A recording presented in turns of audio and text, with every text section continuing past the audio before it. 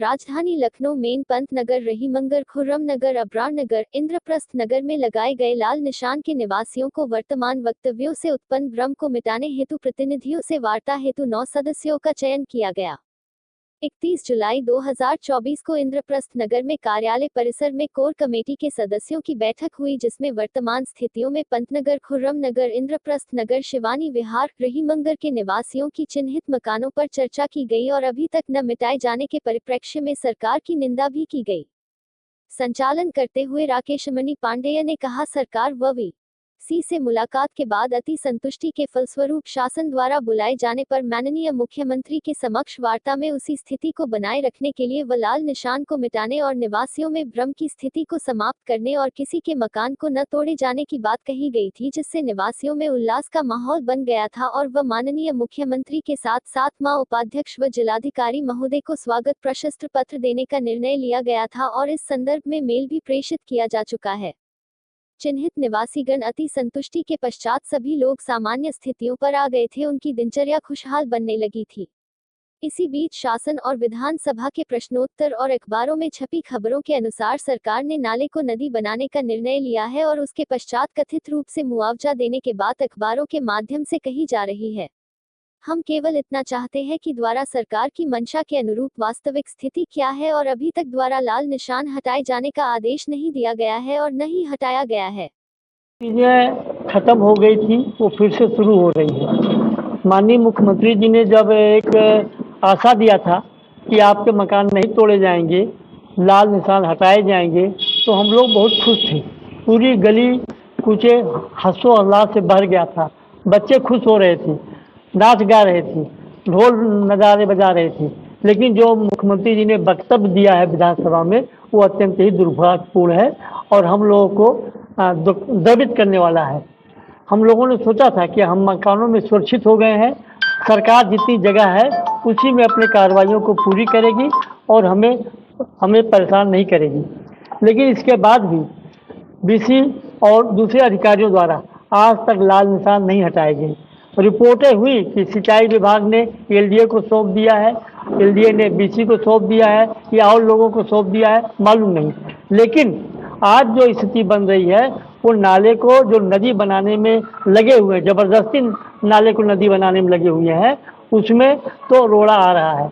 अब अगर नदी बनाएंगे तो जाहिर है बहुत सारे लोगों के मकान जाएंगे। उन्होंने तो ये भी घोषणा कर दी कि हम जो है लोगों को मुआवजा देंगे, जबकि पहले बात हुई थी किसी का मकान नहीं तोड़ेंगे। और सर हमको तंग करना पड़ेगा, हम व्यवस्थित नहीं हो पाएंगे कि हमारा समझूत कागजात है क्या। वो तमाम आरोप लगेंगे, तमाम कागजों की जांच होगी, किसकी ज़मीन है, कहाँ से आई है, कौन सा इतने आरोप लगाए जाएंगे कि सरकार हम लोगों को जो उचित मुआवजा है वो नहीं देने वाली, वो सीधे हड़पने का काम करेगी। तो ये अत्यंत दुर्भाग्यपूर्ण है। सरकार को इस पर विचार करना चाहिए।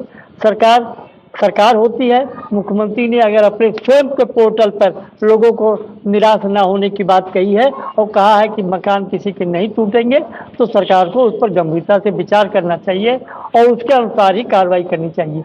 आज तक 20 दिन हो गया, कोई भी अधिकारी कर्मचारी यहाँ नहीं आया कि आपके मकान नहीं तोड़े जाएंगे और लाल निशान मिटाए जा रहे हैं। इसलिए जो स्थितियाँ पैदा हो रही हैं, सरकार भ्रामक कर रही है और ऐसा विखंडित कर रही है कि हम लोग अदालती कार्रवाई भी ना कर सकें। सरकार को चाहिए कि कम से कम जो स्थितियाँ हैं उसको सीधे सीधे स्पष्ट करना चाहिए और जो कुछ वो बनाना चाहते हैं ज़रूर बनाएं, लेकिन हम लोगों की रोटी रोजगार और मकान को सुरक्षित रखते हुए करें। इन्हीं बातों के साथ मैं चाहता हूँ, हमने तो धन्यवाद पत्र भेजा था मुख्यमंत्री जी को ईमेल से, जवाब वहाँ आता है पता नहीं कैसा। उनका सीएमओ का जो कार्यालय है वो जवाब को सीधे लिखते हैं कि आप शिकायत पत्र में जो शिकायती पोर्टल है उस पर आप डालते रहिए। तो ये कोई मतलब है?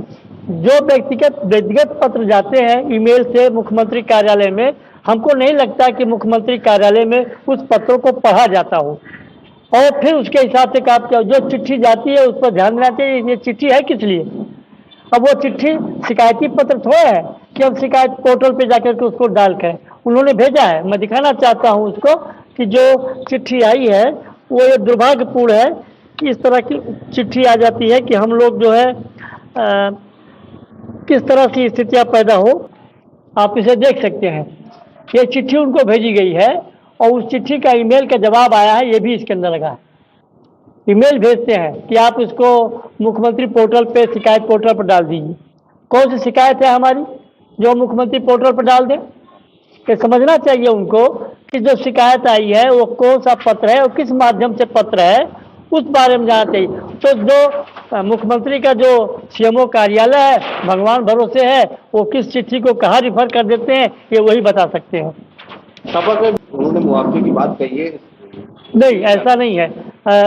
रविदास जी ने अकबर नगर की बात उठाई। अकबर नगर से हम लोगों को कोई लेना देना नहीं है और वो चीज़ें तो खत्म हो गई। जो चीज़ एक बार समाप्त हो गई है उस पर बार बार बात उठाना उचित नहीं है। हम उनकी अतिरिक्त लाभ की बात या मतलब बेरोजगारी की बात या और जो बीचे हैं वो चीज़ें उठाई जा सकती हैं। वहाँ पुनर्स्थापना की बात हम लोग नहीं कर सकते। खास बात यह है कि अकबर नगर के बारे में हम लोगों के द्वारा कोई वक्तव्य नहीं जारी किया जा रहा, उससे हम लोगों को कोई मतलब भी नहीं है, क्योंकि वो चीज़ें अकबर नगर में समाप्त हो गई उसके बाद उठाई जा रही हैं। हम समाप्त होने के कगार पे नहीं है, हम अभी शुरू होने के कगार पर हैं। तो हमने इस बात को पहले उठाया। अकबर नगर में लोगों ने जो बात उठाई वो वैधानिक रूप से नहीं उठाई। वहाँ 3 तरह के फ्रंट हो गए थे। एक मुकदमेबाजी में जा रहा था, एक जबरदस्ती आंदोलन करने पर लगा हुआ था और एक उसको विखंडित करने पर लगा हुआ था।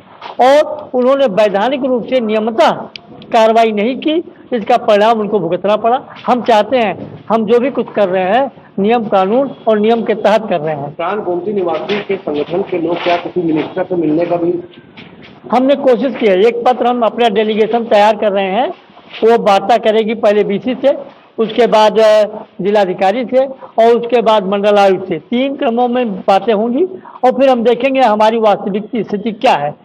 उस वास्तविक स्थिति के बाद हम लोग प्रयास करेंगे कि माननीय मुख्यमंत्री जी से हमारा अलग से एक डेलीगेशन वहाँ मिले। जी, क्या समस्या रही जो आपके बैठक हो रही है? इसका मेन कारण जो कल आपके द्वारा माननीय मुख्यमंत्री जी के द्वारा जो वक्तव्य जारी किया गया है, वर्तमान में हमारी इससे पूर्व में माननीय मुख्यमंत्री जी संग जो मीटिंग हुई थी उसमें साफ तौर पे कहा गया है कि जो चिन्हीकरण किया गया है उस पर तत्काल कार्रवाई की जाएगी। अभी तक नंबर 1 में उस पर कोई कार्रवाई नहीं हुई है और कल के माननीय मुख्यमंत्री जी ने बयान में कहा है कि हम नाइट सफारी निकालेंगे ही, उसमें कितने लोगों के मकान जाएंगे।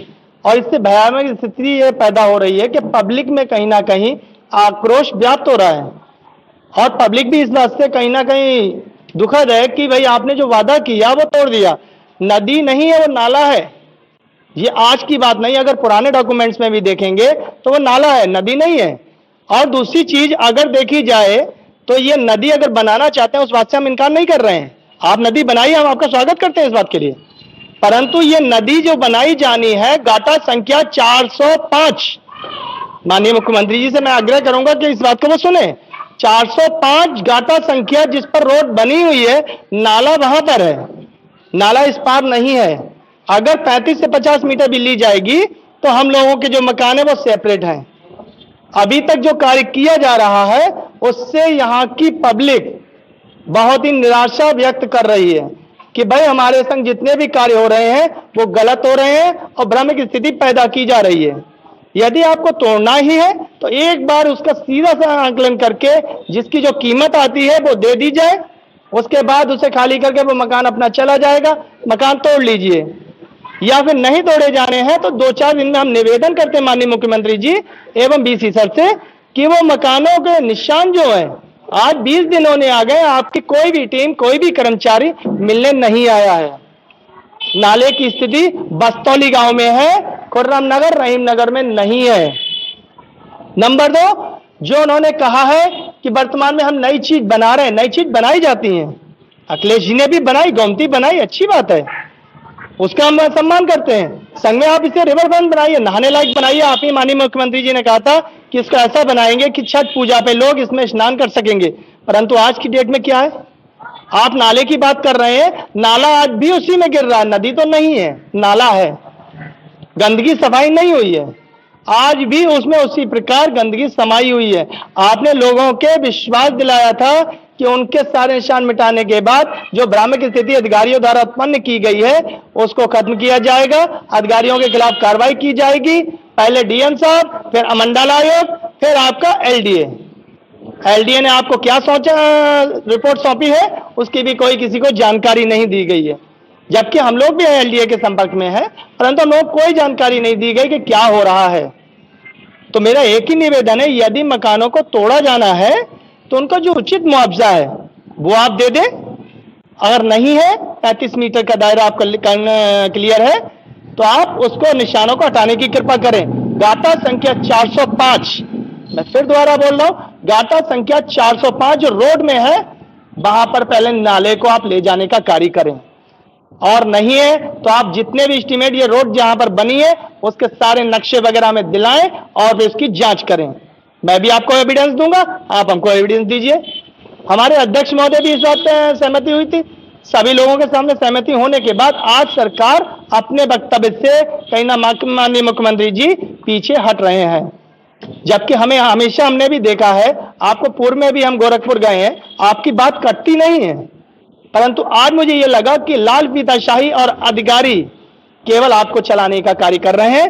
तो यह दुखद घटना है, जहां बीजेपी को सभी लोग एकजुट होकर के समाज की सुरक्षा होगी, विकास होगा, आज विकास की जगह विनाश की ओर ले जाने का कार्य है, यह गलत है। भाई जब आदमी नहीं होंगे तो नाइट सफारी में घूमेगा कौन और कौन उसे देखेगा?